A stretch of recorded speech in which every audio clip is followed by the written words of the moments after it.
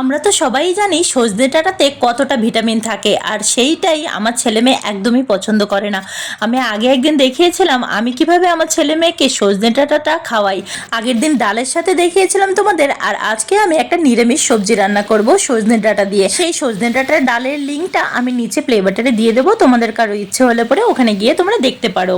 তো যাই হোক, কিছুটা সবজি নিয়ে নিয়েছি, কটা শিম, সজনে ডাঁটা, টমেটো, আলু এগুলো কেটে নিয়ে একটু পাঁচফোড়ন আর আদা ফোড়ন দিয়ে সব সবজিগুলো ভালো করে ভেজে দিয়েছি। আর এপাশে আমি বেশি অর্ধেক সবজি ডাঁটাগুলো একটু সেদ্ধ করতে বসিয়ে দিয়েছি। সেদ্ধ হয়ে গেলে পরে একটা ম্যাশার দিয়ে একটু ম্যাশ করে নিয়েছি যেন গরম ভাবটা বেরিয়ে যায়। তারপর চাকুর সাহায্যে এরকম করে ভেতরের সব প্রোটিনগুলো বের করে একটা বাটিতে নিয়ে নিয়েছি। আর যখন সবজিটা বেশি অর্ধেক হয়ে গেছে তখন আমি এই সব কিছু দিয়ে একসাথে মিক্স করে নিয়েছি। আমার ছেলে মেয়ে বাকি সবজি তো খেয়ে নেবে, সজনে ডাঁটাটা একদম খেতে চায় না, ওদের নাকি পছন্দ না। আমি তো আমার ছেলে মেয়েকে এইভাবেই খাওয়াই। তোমরা কেমন করে খাওয়াও অবশ্যই আমাকে কমেন্টে জানাবে। চলো আজকে টাটা।